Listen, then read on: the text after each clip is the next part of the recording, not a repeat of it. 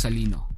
Si Admiral Borsalino o mas kilala rin sa tawag na Kizaru ay ang tanging natitirang Marine Admiral mula sa pre-time skip Admiral Trio dahil na-promote na bilang bagong Fleet Admiral si Sakazuki at nagbitiw sa Marine si Kuzan. Pagdating sa lakas, si Kizaru ay di mapagkakaila na isa sa pinakamalakas na karakter sa mundo ng One Piece. Nung unang ipinakilala pa lang ang kanyang karakter during Sabaw di Archipelago Arc, nasaksihan agad natin kung gaano siya kalakas nang walang kahirap-hirap na tinalo niya ang karamihan sa mga miyembro ng worst generation of pirates na nasa Sabaw di Archipelago, including Straw Hat Pirates. At kinalaban niya si Silver Shrilly, ang dating kanang kamay ng Pirate King na si Gold D. Roger. Ang nakakabilib pa, sa laban niya kay Silver Shrilly, walang natamong anumang pinsala si Admiral Kizaru. Nagpapatunay na kahit mga former members ng Roger Pirates ay kaya niyang harapin. Sa Summit War, isa si Kizaru sa nakagawa ng malaking pinsala sa strongest man in the world na si Whitebeard. Isang bagay na hindi kayang gawin ng kung sino-sino lamang kahit na ibang malalakas na mga karakter. Taglay naman ni Admiral Kizaru ang Devil Fruit na Pika Pika no Mi, isang Logia-type Devil Fruit na nagbibigay sa kanya ng kakayahan na lumikha, kumontrol at mag-transform sa liwanag kahit kailan man niya gustuhin. Para sa akin mga ka-anime, ang Devil Fruit na ito ni Admiral Kizaru ay ang isa rin sa pinakamalakas na Devil Fruit power sa mundo ng One Piece. Gamit ito, kayang gumawa ni Admiral Kizaru ng mga light-based attack kagaya ng laser beam. Kaya rin niyang gumawa ng lightsaber at maglabas ng sobrang lakas na liwanag na kayang bumulag sa kalaban ng ilang segundo. Since light-based ang mga abilities ng Devil Fruit ni Kizaru, isa siya sa pinakamabilis na karakter sa mundo ng One Piece.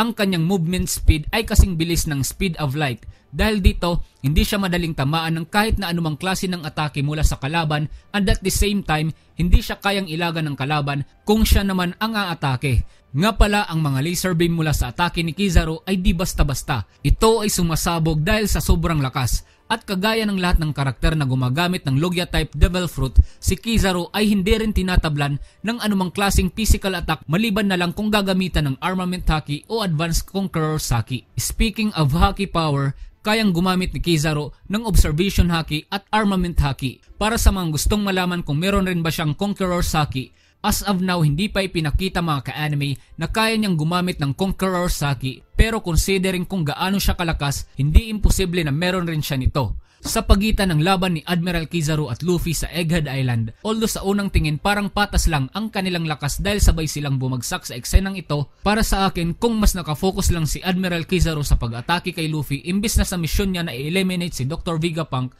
siguradong mas malaki ang pinsalang magagawa niya kay Luffy. Si Ben Beckman ay isang matangkad na lalaki na may taas na 206 cm.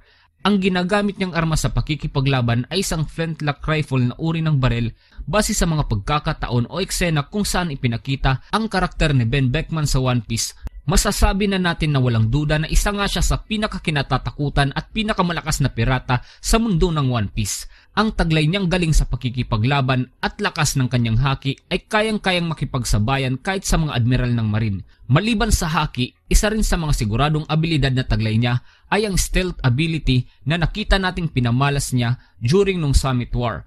Nung pinigilan ni Shanks at ng Red Herd Pirates ang digmaan sa pagitan ng Whitebeard Pirates at buong puwersa ng marine, bigla na lang si Beckman sumulpot sa ibabaw ng isang poste ng marine battleship habang nakatutok na ang kanyang flintlock na baril kay Admiral Kizaru. Nagawa niya ito habang hindi napapansin ni Kizaru at ng ibang marine admiral kahit na ang mga ito ay may mga taglay na malalakas na observation haki. Dahil sa kanya napilitang tumigil sa pag-atake si Kizaru sa Polar Tongue dahilan para ligtas na makatakas sila Trafalgar, dala-dala si Luffy na noon ay wala nang malay dahil sa mga sugat at pinsalang natanggap nito sa digmaan. Anyway, maliban sa matinding stealth ability, kagaya ng nabanggit ko kanina mga ka-anime, sobrang lakas rin ng armament haki na taglay ni Ben Beckman at biyasa siya sa paggamit nito. Sa One Piece Film Red, nakita natin siyang walang kahirap-hirap na sinasalo ang mga bala ng barel gamit lamang ang kanyang kamay na binalutan niya ng kanyang armament haki upang protektahan ang mga sibilyan. Kagaya sa Summit War, tinutukan rin ni Beckman si Admiral Kizaru ng barel sa One Piece Film Red upang pahintuin ito sa pag-atake. At kagaya ng nangyari sa Summit War, wala ulit nagawa si Admiral Kizaru kundi sumunod sa kagustuhan ni Beckman na tumigil. Kung nagtataka kayo mga ka-anime kung bakit hindi na lumalaban ang isang napakalakas na admiral ng marine kagaya ni Admiral Kizaru sa tuwing nakatutok na ng malapitan sa kanya ang baril ni Ben Beckman, Ito ay dahil kayang balutin ni Beckman ng armament hockey ang mga bala ng kanyang baril. Dahil dito kahit na ang mga Logia type Devil Fruit user na kagaya ni Admiral Kizaru na hindi tinatablan ng ordinaryong physical attack ay makakatanggap pa rin ng matinding pinsala kung hindi man kamatayan kung tatamaan siya ng bala mula sa baril ni Ben Beckman. Maraming salamat ka-anime sa panonood at maraming salamat rin dahil umabot ka sa puntong ito ng video. Sana nakatulong ako para mas makilala mo pa ang mga karakter sa napakagandang anime na ito na One Piece. Please don't forget to leave a like at mag-subscribe. I-share mo na rin ang video na ito sa kaibigan mo na fan rin ng One Piece para astig. Muli, maraming salamat at shoutout sa inyong mga ka-anime.